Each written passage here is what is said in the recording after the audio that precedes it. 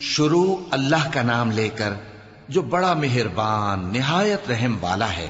اے چادر میں لپٹنے والے، اٹھو، اب خبردار کرنے لگو اور اپنے پروردگار کی بڑائی بیان کرو اور اپنے کپڑے پاک رکھو اور شرک کی گندگی سے تو الگ ہی رہو، اور اس نیت سے احسان نہ کرو کہ اس سے زیادہ کے خواہاں ہو، اور اپنے پروردگار کی خاطر صبر کرتے رہو۔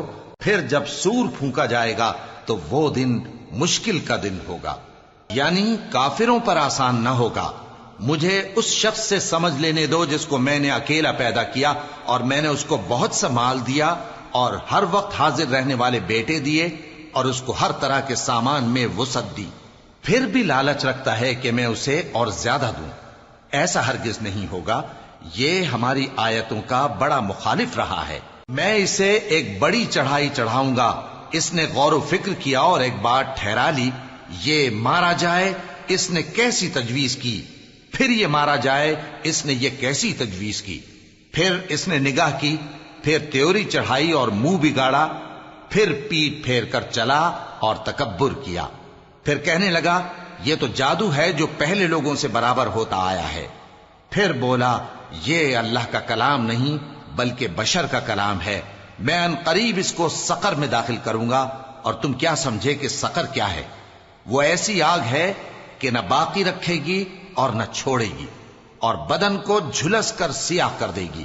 اس پر 19 داروغہ ہیں، اور ہم نے دوزخ کے داروغہ فرشتے ہی بنائے ہیں، اور ان کا شمار کافروں کی آزمائش کے لیے مقرر کیا ہے، اس لیے کہ اہل کتاب یقین کریں اور مومنوں کا ایمان اور زیادہ ہو، اور اہل کتاب اور مومن شک نہ لائیں، اور اس لیے کہ جن لوگوں کے دلوں میں نفاق کا روگ ہے اور جو کافر ہیں کہیں کہ اس مثال کے بیان کرنے سے اللہ کا مقصود کیا ہے۔ اسی طرح اللہ جس کو چاہتا ہے گمراہ رہنے دیتا ہے اور جس کو چاہتا ہے ہدایت دیتا ہے، اور تمہارے پروردگار کے لشکروں کو اس کے سوا کوئی نہیں جانتا، اور یہ قرآن تو بنی آدم کے لیے نصیحت ہے۔ ہاں ہاں، قسم ہے چاند کی اور رات کی جب رخصت ہونے لگے، اور صبح کی جب روشن ہو جائے، کہ وہ آگ ایک بہت بڑی آفت ہے، انسان کے لیے ڈر کی چیز، یعنی اس شخص کے لیے جو تم میں سے آگے بڑھنا چاہے یا پیچھے رہنا چاہے۔ ہر شخص اپنے کرتوتوں کے باعث گرفتار ہوگا، مگر داہنی طرف والے نیک لوگ جنتوں میں ہوں گے اور پوچھتے ہوں گے، یعنی آگ میں جلنے والے گناہگاروں سے، کہ تم دوزخ میں کیوں پڑے؟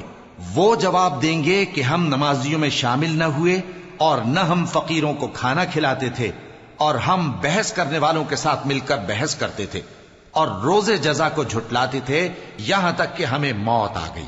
تو سفارش کرنے والوں کی سفارش ان کے حق میں کچھ فائدہ نہ دے گی۔ ان کو کیا ہوا ہے کہ نصیحت سے روگرداں ہو رہے ہیں؟ گویا گدھے ہیں کہ بدک جاتے ہیں، جو شیر سے ڈر کر بھاگ جاتے ہیں۔ اصل یہ ہے کہ ان میں سے ہر شخص یہ چاہتا ہے کہ اس کے پاس کھلی ہوئی کتاب آئے، ایسا ہرگز نہیں ہوگا۔ حقیقت یہ ہے کہ ان کو آخرت کا خوف ہی نہیں۔ کچھ شک نہیں کہ یہ قرآن نصیحت ہے، تو جو چاہے اسے یاد رکھے، اور یاد بھی تبھی رکھیں گے جب اللہ چاہے۔ وہی اس لائق ہے کہ اس سے ڈرا جائے، اور وہی معاف کرنے والا ہے۔